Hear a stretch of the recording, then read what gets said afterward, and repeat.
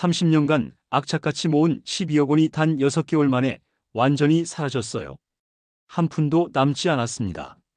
주식으로 날린 것도 아니고 코인에 투자한 것도 아니에요. 여러분이 절대 상상도 못할 충격적인 방법으로 말이죠. 그리고 그 시작은 아주 달콤한 꿈이었어요. 늙어서 따뜻한 나라에서 여유롭게 살고 싶다는 그런 소박한 꿈 말이에요. 하지만 그 꿈이 어떻게 지옥 같은 악몽으로 변할 줄이야. 지금 이 순간에도 저희 부부는 원룸에서 라면으로 끼니를 때우며 살고 있어요. 안녕하세요. 저는 올해 65, 서울 노원구에 사는 김성철입니다. 아내 영희는 62이고요. 저희 부부는 1987년에 결혼해서 38년을 함께 살았어요. 저는 대기업에서 35년간 일하면서 부장까지 올라갔고, 아내는 초등학교에서 28년간 교사로 일했어요. 자식은 딸 하나뿐이에요. 지금은 미국에서 살고 있고요. 남들이 보기엔 성공한 중산층 부부였죠. 하지만 우리에겐 한 가지 확실한 꿈이 있었어요. 은퇴 후에는 따뜻한 나라에서 여유롭게 살아보자는 것. 그래서 30년간 정말 미친 듯이 돈을 모았죠. 지금 생각해보면 그 꿈이 독이 됐어요. 1990년대부터 시작된 저희의 절약 생활은 정말 처절했어요. 제가 대기업 부장으로 월급 400만 원을 받을 때도 생활비는 딱 150만 원으로 제한했어요. 나머지 250만 원은 무조건 저축. 아내도 교사 월급 300만 원 중에서 200만 원은 꼬박꼬박 적금에 넣었어요. 이게 30년간 계속됐습니다. 주변 동료들은 좋은 차 사고 해외여행 다니고 골프 치러 다닐 때 저희는 오직 저축만 했어요. 부장이면서도 20년 된 중고차를 타고 다녔어요. 동료들이 웃었지만 신경 안 썼어요. 외식은 한 달에 딱 한 번. 그것도 김밥 천국이나 분식점에서만. 옷은 1년에 한 벌씩만 사고 그것도 할인 매장 떨이 상품만 골라서 샀어요. 부장 월급 받으면서도 이렇게 살았어요. 여름에 40도가 넘어도 에어컨은 절대 안 틀었어요. 전기료 아까워서 선풍기 하나로 버텼어요. 겨울에도 보일러를 16도에 맞춰놓고 두꺼운 옷을 겹겹이 입고 살았어요. 회사 동료들이 골프 치러 가자고 해도 매번 거절했어요. 해외 연수 기회도 포기했어요. 30년간 단 한 번도 제대로 된 여행을 안 갔어요. 모든 걸 포기했어요. 주변에서는 저희를 이상하다고 봤어요. 부장인데 왜 그렇게 사느냐고. 하지만 우리에겐 확실한 목표가 있었거든요. 2010년에 딸이 결혼하면서 남편과 함께 미국으로 이민을 갔어요. 딸이 자리 잡으면 저희를 모셔가겠다고 미국에서 편하게 살라고 했어요. 딸의 이 말에 저희 꿈이 더욱 구체화됐어요. 아, 미국에서 살면 되겠구나. 따뜻한 캘리포니아나 플로리다에서 말이야. 그래서 더욱 미친 듯이 모았어요. 2015년까지 5억을 모았고 2020년에는 8억이 됐어요. 그리고 작년 2024년 초에 드디어 12억을 달성했어요. 통장 잔고 12억을 확인하며 드디어 꿈을 이룰 수 있겠다며 서로 껴안고 울었던 그 순간. 그게 마지막으로 행복했던 순간이었어요. 2024년 3월 어느 토요일 오후였어요. 평소처럼 아파트 단지 내 공원에서 산책을 하고 있는데 한 40대 중반쯤 되어 보이는 남자가 말을 걸어왔어요. 지금 생각해보면 그때부터 지옥이 시작된 거였어요. 이 남자가 자신을 박상무라고 소개했어요. 정장을 말끔하게 차려입고 고급 명함을 내밀더라고요. 명함에는 글로벌 투자 컨설팅 대표라고 적혀 있었어요. 겉보기에는 정말 성공한 사업가 같았어요. 해외 부동산 투자에 관심이 있는지 슬쩍 물어보면서 요즘 한국 분들이 많이 하고 있다고 하더라고요. 하지만 이 악마는 처음에는 투자하라고 재촉하지 않았어요. 그냥 인사만 하고 갔어요. 이게 바로 함정이었는데 그때는 몰랐죠. 며칠 후 또 우연히 만났어요. 이번에는 투자 이야기가 아니라 일상 얘기를 했어요. 요즘 한국 살기 힘들다며 물가 비싸다며 자신의 부모님도 은퇴 후 걱정이 많다고 하면서 공감대를 형성하더라고요. 이놈이 얼마나 치밀했는지. 한 달간 저를 관찰하고 접근한 거였어요. 한 달 정도 지나서 박상무가 본격적인 제안을 했어요. 지금 생각하면 완벽한 시나리오였어요. 혹시 미국 이민을 생각해 본 적이 있는지 물어보더라고요. 딸이 미국에 있다고 하니까 눈이 번쩍 뜨더라고요. 이 순간부터 저는 먹잇감이 된 거였어요. 자신이 미국 부동산 투자와 이민을 동시에 도와줄 수 있다고 했어요. 그러면서 가져온 자료가 정말 완벽했어요. 플로리다 올랜도의 신축 콘도미니엄 사진들. 수영장, 골프장, 클럽하우스까지 갖춘 천국 같은 곳이었어요. 이곳은 한국인 전용 단지라고 했어요. 언어 문제도 없고 한국 음식점, 병원, 마트 모든 게 다 있다면서요. 그리고 여기 투자하면 투자 비자도 자동으로 나온다고 했어요. 사진을 보는데 정말 꿈 같았어요. 딸도 가까이 있고 따뜻하고 시설도 완벽하고 30년간 꿈꿔왔던 바로 그 모습이었어요. 가격을 물어보니 지금 특별 분양가로 나간다면서 원래 30만 달러인데 한국인들한테는 25만 달러에 준다고 했어요. 한화로 3억 정도였죠? 3억? 저희가 30년간 모은 12억에서 보면 적당한 금액이었어요. 바로 이때부터 지옥으로 떨어지기 시작한 거예요. 집에 와서 아내에게 이야기했어요. 꿈꿔왔던 일이 현실이 될 수 있을 것 같다고 했어요. 하지만 아내는 조심스러워했어요. 너무 성급한 게 아닌지 우리가 미국 부동산에 대해 뭘 아냐며 걱정했어요. 똑똑한 아내였는데 제가 완전히 넘어가 버린 상태였거든요. 그래서 전문가한테 맡기는 거라고 박상무가 이미 50가구 넘게 성공시켰다고 설득했어요. 30년 모은 돈이라며 아내는 여전히 걱정했지만 결국 제 고집에 꺾였어요. 며칠 후 박상무가 더 완벽한 자료를 가져왔어요. 실제 계약 서류, 투자비자 관련 서류, 심지어 이미 투자한 한국인들의 후기 영상까지 모든 게 진짜처럼 보였어요. 부산에서 온 김철수 씨라는 분이 작년에 투자해서 지금 아주 만족하며 살고 있다고 했어요. 영상 속 김철수 씨는 정말 행복해 보였어요. 골프도 치고 수영도 하고 한국 친구들과 바비큐 파티도 하고 우리도 저렇게 살 수 있을까? 아내의 마음도 완전히 넘어갔어요. 2024년 5월 인생 최악의 결정을 했어요. 3억 원을 투자하기로 한 거죠. 박상무가 정말 현명한 선택이라며 절대 후회하지 않을 거라고 했어요. 이 악마 같은 놈이 필요한 서류들을 다 준비해줬어요. 송금도 그쪽에서 담당한다며 계좌번호를 알려줬고요. 미국은 외국인 부동산 투자가 까다로워서 자신의 회사 명의로 먼저 구매한 다음에 명예 이전하는 방식이라고 설명했어요. 지금 생각해보면 이 말부터가 완전히 거짓말이었는데 그때는 전문가가 하는 말이니까 그냥 믿었어요. 송금하고 나서 받은 계약서도 정말 완벽했어요.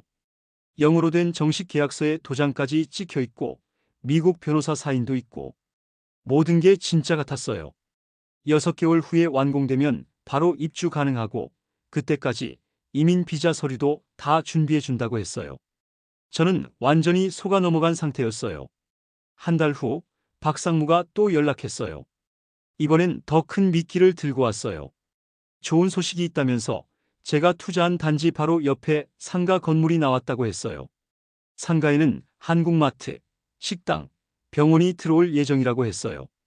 여기 투자하면 월 임대료 수익도 나오고 나중에 시세 차익도 엄청날 거라고 하더라고요. 또 완벽한 자료를 가져왔어요. 상가 건물 조감도, 임대 수익 계산서, 월 300만 원씩 임대료가 나온다고 했어요. 이건 정말 기회라면서 다른 분들도 관심을 많이 보이고 있다고 했어요. 서두르지 않으면 놓칠 수 있다며 은근히 압박했어요. 가격은 4억이었어요. 좀 큰 돈이긴 했지만 저희에게는 충분히 가능한 금액이었죠. 그 말에 완전히 넘어갔어요. 저희 돈 4억을 추가로 투자했어요. 이제 총 7억을 투자한 상황이었어요. 2024년 8월 박상무가 마지막 카드를 꺼냈어요. 정말 마지막 기회라면서 리조트 회원권 이야기를 꺼냈어요. 이걸 사면 평생 무료로 골프, 수영, 스파 모든 걸 이용할 수 있다고 했어요. 그리고 가장 중요한 건 이걸 사면 투자비자가 아니라 영주권을 바로 받을 수 있다고 했어요. 딸도 더 쉽게 초청할 수 있다면서요. 영주권. 이 단어에 완전히 혹했어요. 투자비자보다 훨씬 안정적이니까요. 가격은 7억인데 기존 투자자니까 특별히 5억에 준다고 했어요. 저희에게 남은 돈이 딱 5억이었어요. 모든 걸 걸기로 했어요. 이제 총 12억을 모두 투자한 상황이었어요. 30년간 모은 전 재산을 다 쏟아부은 거였어요. 이제 정말 준비 다 끝났다며 11월에 완공되면 바로 출국하면 된다고 했어요. 저는 완전히 중독된 상태였어요. 9월 중순쯤부터 이상한 일들이 벌어지기 시작했어요. 박상무 연락이 뜸해지더라고요. 처음에는 바쁘겠지 생각했는데 일주일째 연락이 안 됐어요. 불안해하는 아내에게 아마 미국 출장을 갔나 보다 조금 더 기다려보자고 했어요. 하지만 2주, 3주가 지나도 연락이 없었어요. 사무실에 찾아가 봤는데 문이 완전히 잠겨 있었어요. 건물관리사무소에서 들은 이야기는 충격적이었어요. 임대료를 3개월째 못 내서 쫓겨났다는 거였어요. 그제서야 뭔가 완전히 잘못됐다는 걸 깨달았어요. 하지만 이미 늦었어요. 딸에게 급히 전화했어요. 플로리다 올랜도에 한국인 전용 단지가 있는지 알아봐 달라고 했어요. 딸이 갑자기 왜 그러냐고 묻길래 모든 사정을 털어놨어요. 딸이 하루 만에 충격적인 답변을 가져왔어요. 그런 단지는 세상에 존재하지 않는다는 거였어요. 올랜도에 한국인들이 많이 살긴 하지만 전용 단지는 없고 그리고 부동산 투자로는 투자비자도 절대 안 나온다고 했어요. 머리가 하얘졌어요. 그럼 내가 본 그 아름다운 사진들은 뭐였단 말인가? 딸이 인터넷으로 검색해보니 제가 본 사진들은 전부 다른 리조트나 호텔 홍보 사진을 짜깁기 한 거였어요. 심지어 일부는 하와이나 괌 사진도 있었고요. 그 순간 깨달았어요. 저는 완벽한 사기에 당한 거였어요. 30년간 모은 12억이 모두 가짜 꿈을 사는데 사용된 거였어요. 바로 다음날 경찰서로 달려갔어요. 하지만 담당 형사의 말은 절망적이었어요. 해외 투자 사기는 추적이 거의 불가능하다고 했어요. 특히 돈이 해외로 나간 경우엔 더욱 그렇다면서요. 그리고 계약서상으로는 정상적인 투자 손실로 볼 수도 있다고 했어요. 제 돈을 찾을 수 있는지 물어보니 솔직히 말해서 가능성은 거의 0%라고 했어요. 박상무라는 이름도 가명일 가능성이 높다고 했고요. 집에 돌아와서 아내와 마주 앉았어요. 둘 다 말이 안 나왔어요. 30년간 모든 걸 포기하며 모은 12억이 한순간에 완전히 사라져버렸어요. 전 재산이 모두 없어진 거였어요. 퇴직한 60대 부부가 이제 맨손으로 다시 시작해야 하는 상황이었어요. 가장 큰 문제는 당장 생활비였어요. 퇴직금 2억으로 당분간은 버틸 수 있지만 언제까지 버틸 수는 없는 상황이었어요. 30년 살던 집은 다행히 남아 있었지만 앞으로 어떻게 살아야 할지 막막했어요. 모든 노후 자금이 사라진 거였어요. 결국 30년 살던 집을 팔고 작은 전세로 이사할 수밖에 없었어요. 집값으로 당분간은 살 수 있지만 노후 자금이 전혀 없는 상태였어요. 이 일이 알려지면서 주변 사람들의 반응이 충격적이었어요. 대기업 부장까지 했던 사람이 어떻게 그런 뻔한 사기에 당할 수 있냐? 요즘 세상에 그런 일이 어딨냐며 비웃었어요. 너무 욕심이 과했던 거 아니냐는 말까지 들었어요. 평생 존경받던 회사 선배님이 하루아침에 바보가 된 기분이었어요. 친구들의 말이 가슴에 화살처럼 박혔어요. 아, 성공한 사람도 이렇게 무너질 수 있구나. 이게 바로 인생의 아이러니였어요. 딸이 급히 한국에 들어왔어요. 이 일을 듣고 비행기표를 끊고 온 거였어요. 자신이 도와드리겠다며 미국에서 모은 돈이 있다고 했어요. 하지만 우리가 잃은 돈이 워낙 크니까 딸의 도움으로는 턱없이 부족했어요. 미국에서 변호사를 통해 추적해 볼 수 있다고 했지만 변호사 비용만 5천만 원이 넘었어요. 그마저도 성공 보장은 전혀 없고요. 딸에게 우리 때문에 인생 망치지 말라고 했어요. 그랬더니 딸이 자신 때문에 부모님이 미국 꿈을 꾸게 됐다며 자책하더라고요. 딸마저 괴롭히게 된 제 자신이 너무 한심했어요. 지금 저희는 12평 원룸에서 살고 있어요. 대기업 부장이었던 제가 65세에 아파트 경비 일을 시작했어요. 아내도 마트에서 계산 일을 하고 있어요. 한 달 벌어서 월세 50만 원, 생활비 100만 원. 빠듯하게 살고 있어요. 30년간 모은 노후 자금이 모두 사라져서 죽을 때까지 일해야 할 것 같아요. 하지만 지옥은 여기서 끝이 아니었어요. 경비 일을 시작한 지 3개월쯤 됐을 때였어요. 어느 날 새벽 2시쯤 20대 초반으로 보이는 청년이 술에 취해서 아파트로 들어오려고 했어요. 출입증을 확인하려고 했더니 갑자기 화를 내면서 저에게 소리를 지르기 시작했어요.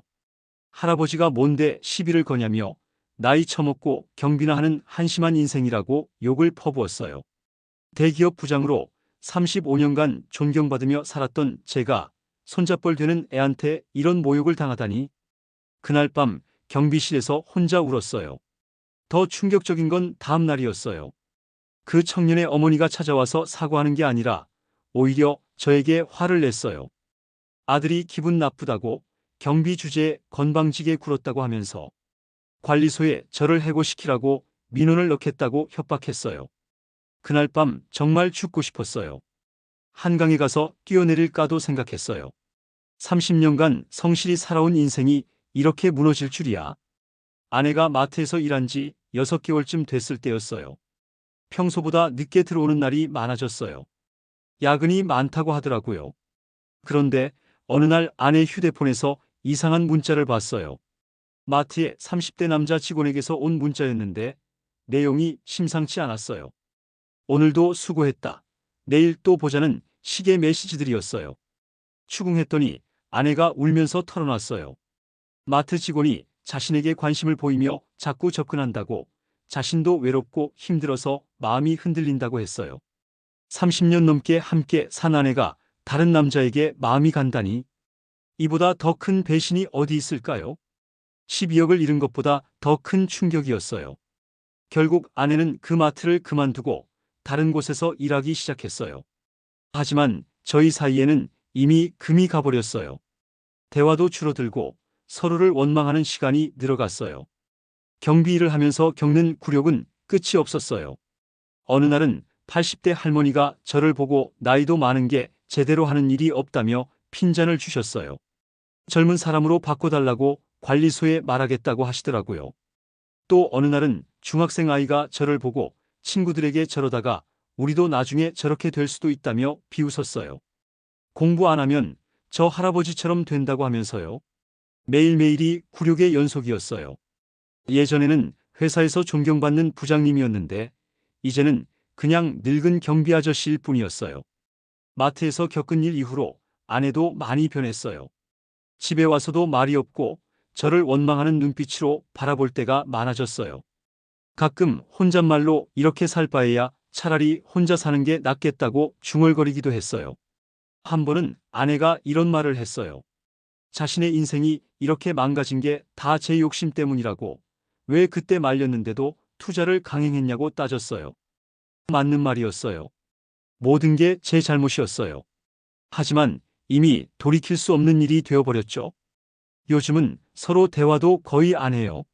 같은 원룸에 살면서도 남남처럼 지내고 있어요. 38년 결혼 생활이 이렇게 끝나가는 것 같아서 너무 슬퍼요. 박상무는 아직도 잡히지 않았어요. 아마 다른 이름으로 또 다른 사람들을 속이고 있을 거예요. 저희 같은 바보들을 만나서 말이죠. 가끔 밤에 잠이 안 올 때가 있어요. 30년간 모든 걸 포기하며 모은 돈이 정말 아무것도 없이 사라진 게 꿈인 것 같아서요. 하지만 이게 현실이에요. 여러분, 절대 저희 같은 실수하지 마세요. 특히 해외 투자나 이민 관련된 달콤한 제안들. 모두 사기라고 생각하시고 극도로 조심하세요. 너무 완벽한 제안에는 반드시 함정이 있어요. 30년간 성실하게 살아온 대기업 부장도 이렇게 당하는 세상입니다. 지금도 가끔 박상무 생각이 나요. 그 악마는 지금 어디서 우리 돈으로 호화롭게 살고 있을까요? 하지만 원망해봐야 소용없어요. 돈이 돌아오는 것도 아니니까요. 여러분은 정말 조심하세요. 꿈을 파는 사기꾼들 말이에요. 오늘 이야기 여기서 마치겠습니다. 긴 이야기 들어주셔서 감사하고 구독과 좋아요 잊지 마세요. 여러분의 관심이 저에게는 큰 힘이 됩니다.